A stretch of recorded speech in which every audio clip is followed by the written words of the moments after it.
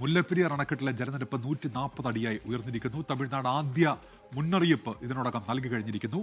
രാഹുൽ വിജയനാണ് കട്ടപ്പനയിൽ നിന്ന് വിശദാംശങ്ങളുമായി ഇപ്പോൾ ചേരുന്നത്. രാഹുൽ, വിവരങ്ങൾ എന്തൊക്കെയാണ്? മുല്ലപ്പെരിയാർ അണക്കെട്ടിന്റെ വൃഷ്ടിപ്രദേശത്ത് ശക്തമായ മഴ പെയ്തിരുന്നു. ഇതേ തുടർന്ന് ഡാമിലേക്കുള്ള നീരൊഴുക്കും ശക്തമായിരുന്നു. ഇതിന് പിന്നാലെയാണ് 140 അടിയിലേക്ക് ജലനിരപ്പ് ഉയർന്നത്.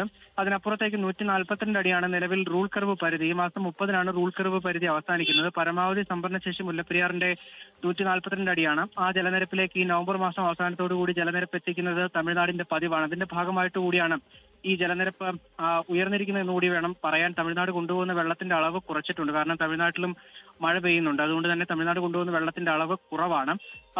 വരും മണിക്കൂറുകളിൽ 142 അടിയിലേക്ക് ജലനിരപ്പ് എത്താനുള്ള ഒരു സാധ്യതയുണ്ട്. പരിധിയിൽ കൂടുതൽ ജലനിരപ്പ് ഉയരുകയാണ് എങ്കിൽ ഒരുപക്ഷെ പെരിയാറിലേക്ക് വെള്ളം തുറന്നു വിടാനുള്ള സാധ്യതയുണ്ട്. പക്ഷേ നിലവിൽ ആശങ്കപ്പെടേണ്ട സാഹചര്യമോ അത്തരം ഒരു മുന്നറിയിപ്പോ നൽകിയിട്ടില്ല. ആദ്യത്തെ വാർണിംഗ് മാത്രമാണ് തമിഴ്നാട് നൽകിയിട്ടുള്ളത്.